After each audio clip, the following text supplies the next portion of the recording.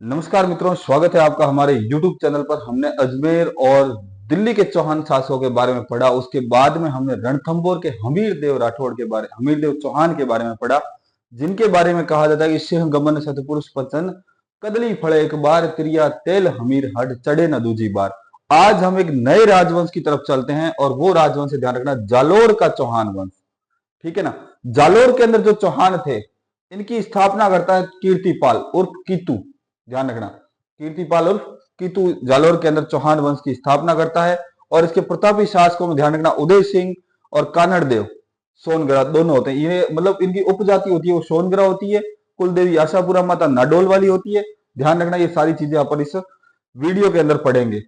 उसके बाद ध्यान रखना कि अगर आपको कोई डाउट उत्पन्न होता है या डाउट आपके मन में आता है तो आप मुझे इंस्टाग्राम, फेसबुक, यूट्यूब पे आप मुझे डायरेक्ट कमेंट, डायरेक्ट मैसेज करके आप मेरे से पूछ सकते हैं। कानड़ देव के जो भाई थे विरमदेव चौहान, उनके बारे में भी हम पढ़ेंगे। इनके बारे में कहा जाता है कि मामो लाजे भाटिया ने कुल लाजे चौहान, जे मैं पढ़ू तुर्कनी तो पश्चिम उगे भाण।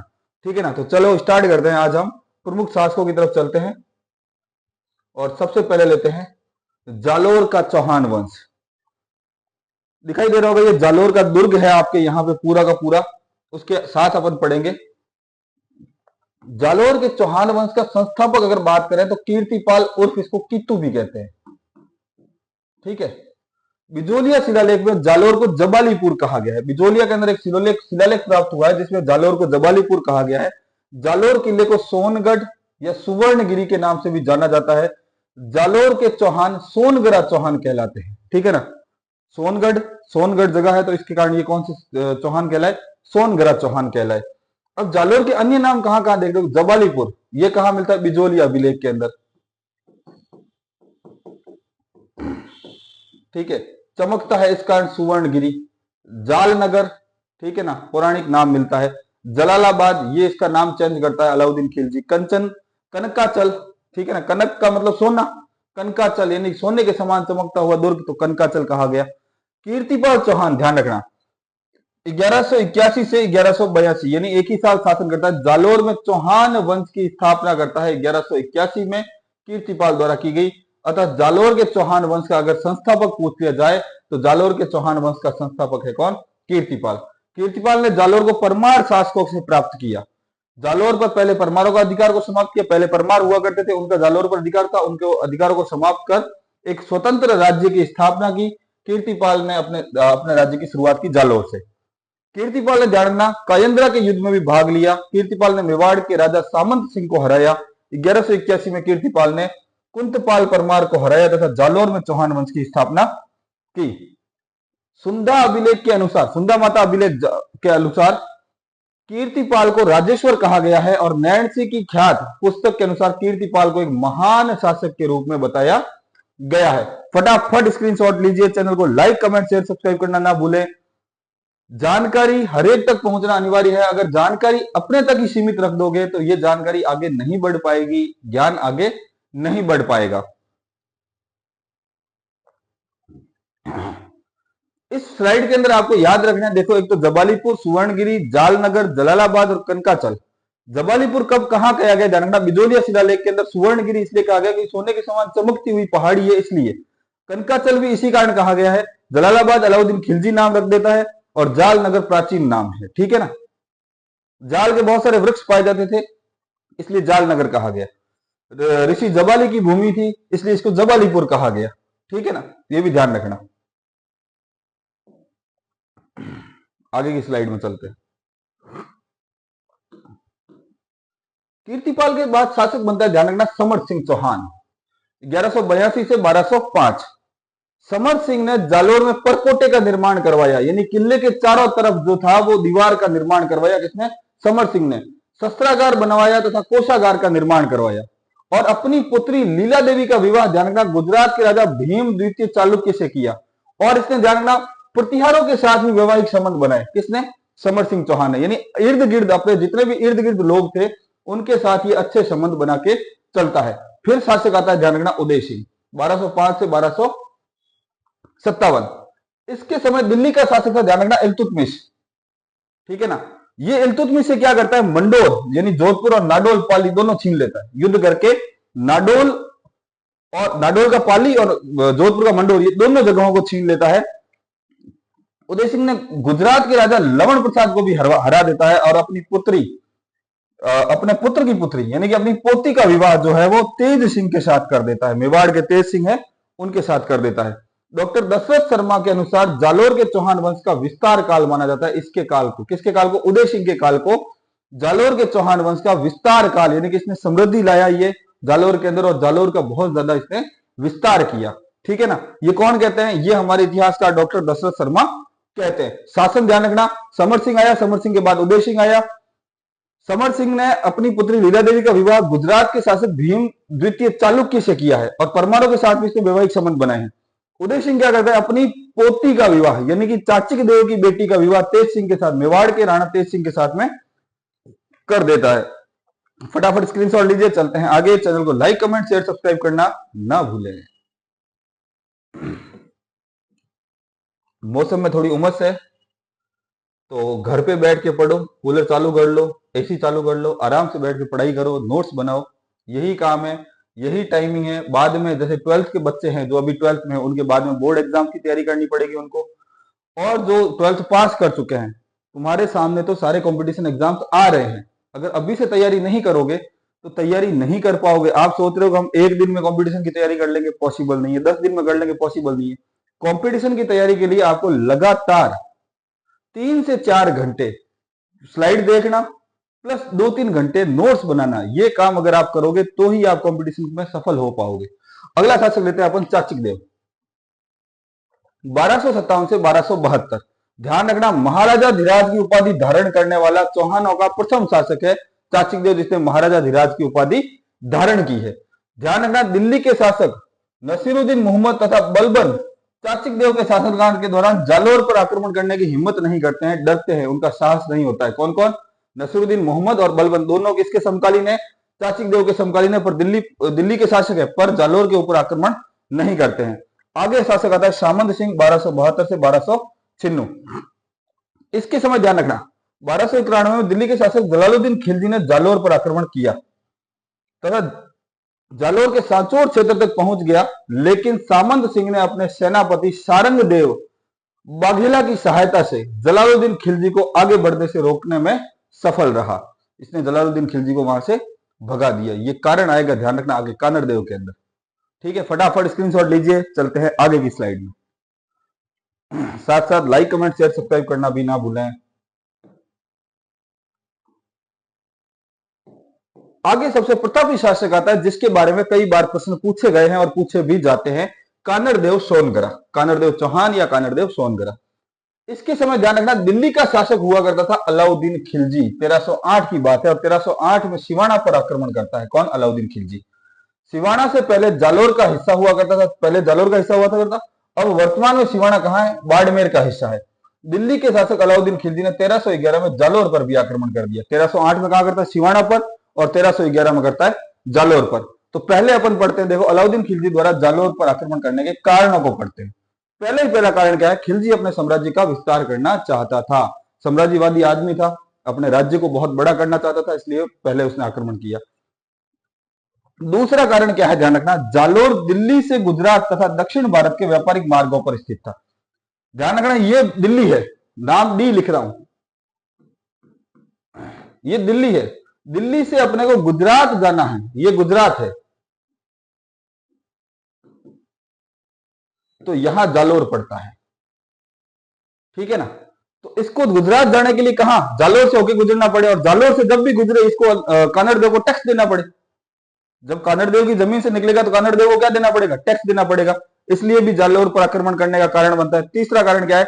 1299 में गुजरात पर आक्रमण करने के दौरान अलाउद्दीन खिलजी को जालोर से निकलने का मार्ग नहीं दिया था। 1999 यानी 1299 के अंदर अलाउद्दीन खिलजी आक्रमण करता है गुजरात पर। ये एक के कहां आक्रमण करता है? गुजरात पर। तो ये यहां तक पहुंचता है जालोर, जय यहां जालोर आता है, जालोर से कहता है कि मेरे को गुजरात पर आक्रमण करना है, आप मुझे यहां से जाने का रास्ता दीजिए। कानड़ देव स्पष्ट रूप से मना करता है, मैं तुझे कुछ भी हो जाए यहां से रास्ता नहीं दूंगा। तब ये क्या करता है? अपनी सेना को यूं घुमा के गुजरात लेके जाता है पूरा। ठीक है ना, तो गुजरात लेके जाता है और हमला करता है। इस कारण ये नाराज भी हो जाता है कि मेरे को जाने का रास्ता दिया नहीं। चौथा, गुजरात आक्रमण से लौटते समय अलाउद्दीन खिलजी की सेना पर कानरदेव सोनगरा के सेनापति जेता देवड़ा ने आक्रमण कर दिया तथा अलाउद्दीन खिलजी की सेना द्वारा सोमनाथ मंदिर, भगवान शिव का मंदिर से लाए गए शिवलिंग के टुकड़े भी छीन लेता है। कौन छीन लेता है, ध्यान रखना, ये क्वेश्चन आया हुआ है। अलाउद्दीन खिलजी का सेनापति नाम क्या है, सेनापति का नाम जेता देवड़ा। ये आक्रमण करता है और आक्रमण करके अलाउद्दीन खिलजी की सेना द्वारा लाए गए शिवलिंग के टुकड़ों को ये क्या कर लेता है, छीन लेता है।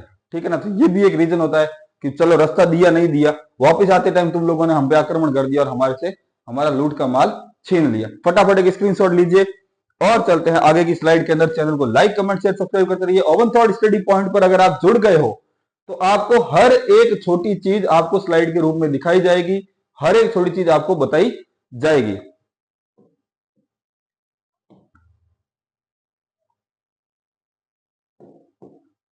बाद में देखो एक इतिहासकार आते हैं फरिश्ता, ठीक है, वो 1305 ईस्वी में अलाउद्दीन खिलजी के सेनापति, वो क्या लिखते हैं, अलाउद्दीन खिलजी के सेनापति किसमें लिखते जाना था, आइन उल मुल्क मुल्तानी ने जालोर पर आक्रमण किया तथा कानरदेव सोनगरा को समझाकर अपने साथ दिल्ली ले गया, लेकिन दिल्ली में कानरदेव सोनगरा ने अलाउद्दीन खिलजी के युद्ध की चुनौती को स्वीकार कर लिया। ठीक है, कौन लिखता है, ये फरिश्ता लिखता है कि 1305 में अलाउद्दीन खिलजी का एक सेनापति था जिसका नाम था आइन उल मुल्क मुल्तानी। वो जालोर पर आक्रमण करता है और कानरदेव सोनगरा को समझाता है कि तू अलाउद्दीन से मित्रता कर ले। कानरदेव सोनगरा दिल्ली जाते हैं, वहां किसी बात पर बहस हो जाती है और कानरदेव सोनगरा अपनी तलवार निकाल लेते हैं और कहते हैं कि मैं अलाउद्दीन खिलजी के साथ युद्ध करने के लिए तैयार हूं। एक इतिहासकार हुआ है मुहनोत नैर सिंह, ये आक्रमण का कुछ और ही कारण बताते हैं। ये क्या कारण बताते हैं कि अलाउद्दीन खिलजी की एक बेटी थी जिसका नाम था फिरोजा, उसका ध्यान रखना विरमदेव के प्रति आकर्षण हो गया था। विरमदेव कौन है, कानरदेव का भाई, ठीक है ना। अब फिरोजा के बारे में देखो, फिरोजा अलाउद्दीन खिलजी की पुत्री थी। फिरोजा कानरदेव के बेटे विरमदेव को पसंद करती थी, सॉरी विरमदेव कानरदेव का बेटा, उसको पसंद करती थी। फिरोजा की दायमा थी, उसका नाम था गुल विहिस्त थी, ठीक है, दायमा का नाम था गुल विहिस्त थी। इस कहानी को अपन एक बार स्लाइड के वो अपने हिसाब से देखते हैं थोड़ा, ठीक है ना। ये नाम याद रखना, आइन उल मुल्क मुल्तानी।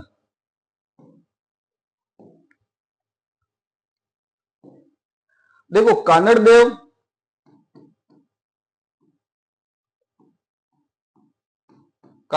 ठीक है ना, कानरदेव को आइन उल्क मुल्क मुल्तानी जो है समझा बुझाकर कहां ले जाता है, दिल्ली लेके जाता है, अलाउद्दीन खिलजी से मिलाता है। तो कानरदेव अपने बेटे विरमदेव को दिल्ली में छोड़ देता है।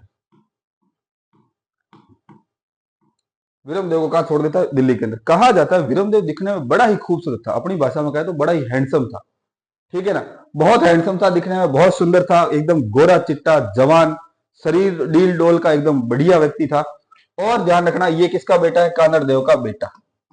ये इसको दिल्ली में छोड़ देता है। इधर ध्यान रखना एके की एक बेटी होती है, अलाउद्दीन खिलजी एके, ठीक है ना, जिसका नाम होता है फिरोजा। ठीक है, फिरोजा एक दिन बाग में घूम रही थी और इधर विरमदेव जो है वो ध्यान रखना एक्सरसाइज कर रहा था, कसरत कर रहा था।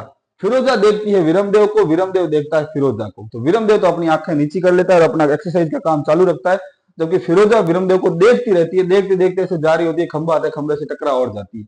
इतना उसको किसके साथ, विरमदेव के साथ लगाव हो जाता है, ठीक है ना। फिरोजा, ये दरबार लगा हुआ है एके का, ठीक है, यहां सारे मंत्री वगैरह बैठे हुए हैं, यहां विरमदेव भी बैठा हुआ है।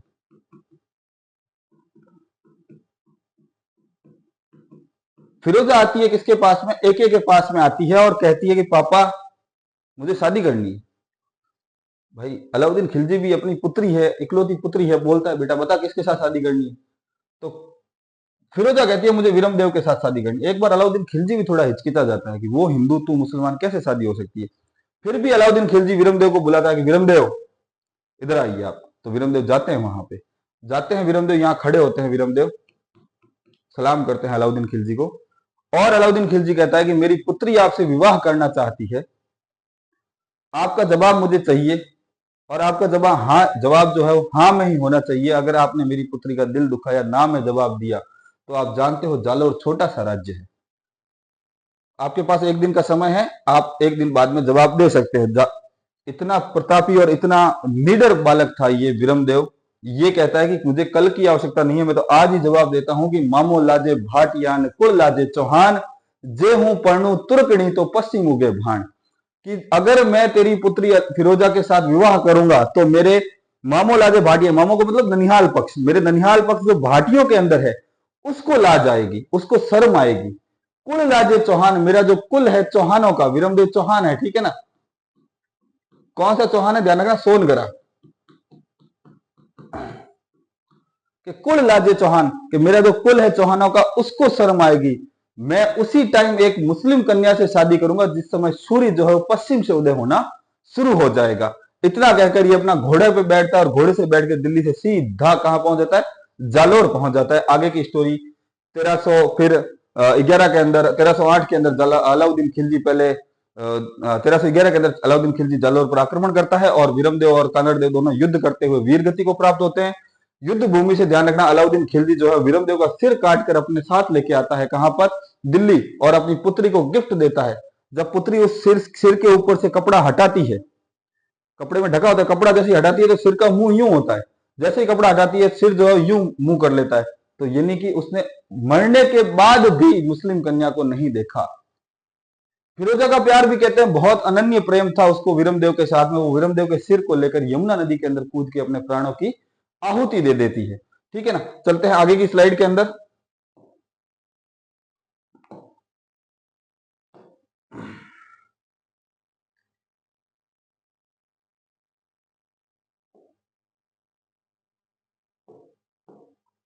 फिरोजा को अपन ने देख लिया है, फिरोजा के बाद की स्लाइड में चलते हैं।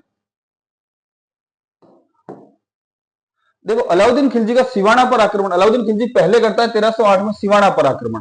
तो जब सिवाना पर आक्रमण करता है तो सिवाना का किला ध्यान रखना सातल देव सोनगरा व सोमदेव सोनगरा के हाथ में होता है। ये दोनों ध्यान रखना किसके, कानड़ देव के भतीजे होते हैं, बड़े ही वीरता के साथ युद्ध करते हैं।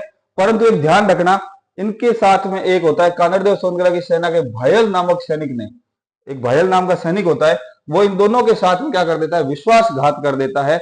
और इस विश्वासघात के कारण 1308 में सातलदेव सोनगरा तथा सोमदेव सोनगरा के नेतृत्व में सिवाना का पहला साका होता है। अलाउद्दीन खिलजी ने सिवाना पर अधिकार कर लेता है, अपने सेनापति कमालुद्दीन गुर्ग को सिवाना सौंप देता है। अलाउद्दीन खिलजी सिवाना पर आक्रमण के दौरान नाहर खान नामक तुर्क सेनापति लड़ता हुआ मारा जाता है। तुर्कों ने सांचौर का महावीर मंदिर तोड़ दिया तथा विद्या केंद्र भीनमाल को भी नष्ट कर दिया था, ठीक है ना। अब इसमें कुछ शब्द ध्यान रखना, कुछ चीजें ध्यान रखनी है कि सातलदेव सोनगरा और सोमदेव सोनगरा के साथ विश्वासघात कौन करता है, ध्यान रखना ये व्यक्ति भायल नामक एक सैनिक होता है, वो इनके साथ विश्वासघात कर देता है। उसके बाद में ध्यान रखना किला किसको सौंपता है, ध्यान रखना कमालुद्दीन गुर्ग को सिवाना का दुर्ग सौंप देता है। और इस युद्ध के दौरान ध्यान रखना नाहर खान नाम का एक व्यक्ति होता है, सेनापति होता है, अलाउद्दीन खिलजी का सेना नायक होता है, वो इस युद्ध के अंदर युद्ध लड़ता हुआ मारा जाता है। तुर्की सेना क्या करती है, महावीर मंदिर तोड़ देती है, ठीक है, विद्या के केंद्र भीनमाल को भी नष्ट कर देती है। उसके बाद ध्यान रखना सिवाना के बारे में कुछ बातें हैं कि सिवाना को जालोर की कुंजी कहा गया है, ठीक है ना। जब अलाउद्दीन खिलजी इस किले को जीत लेता है तो इसका नाम बदलकर क्या रख देता है, सिवाना की जगह खैराबाद रख देता है। अगर जालोर ताला है तो सिवाना उसकी चाबी है। जब अलाउद्दीन खिलजी इस किले को जीत लेता है तो इसका नाम सिवाना दुर्ग की जगह खैराबाद रख देता है, ठीक है। फटाफट स्क्रीनशॉट लीजिए, लाइक कमेंट शेयर सब्सक्राइब करना ना भूलें।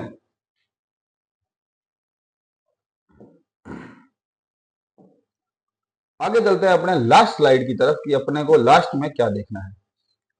बाद में क्या होता है, ध्यान रखना मालकना यानी कि नागौर का युद्ध होता है।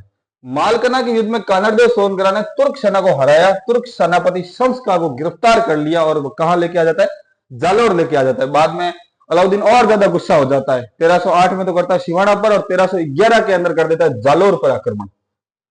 भाई मेरे सेनापति को गिरफ्तार करके लेके चला गया, इतना छोटा सा राज्य और मैं इतने बड़े दिल्ली का पूरा शासक हूं, वो मेरे सेनापति को उठा के लेके चला गया है। तब ये गुस्से में किसके ऊपर आक्रमण कर देता है, ध्यान रखना जालोर के ऊपर आक्रमण कर देता है।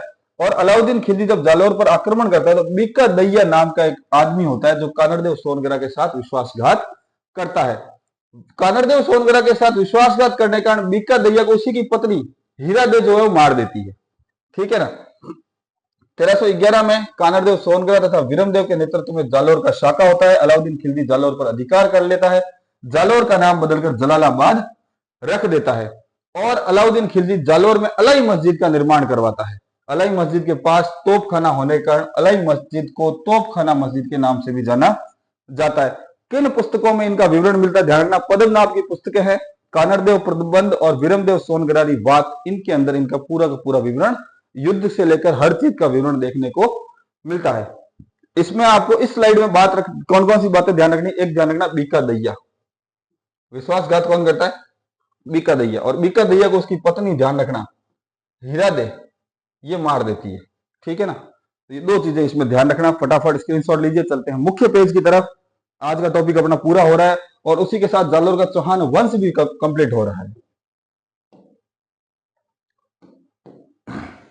आज हमने क्या पढ़ा है, ध्यान रखना, one thought study point channel के अंतर्गत आज हमने राजस्थान इतिहास के अंदर जालोर के चौहान वंश के बारे में पढ़ा है, जिसके प्रमुख शासक कीर्तिपाल, जिन्होंने जालोर की चौहान वंश की स्थापना की है। बाद में समर सिंह, उदय सिंह, जिनके काल को विस्तार का काल कहा जाता है, फिर चाचिक देव, फिर सामंत सिंह, फिर कानर देव, जिसने अलाउद्दीन खिलजी के साथ में युद्ध किया है, ये पढ़ा है।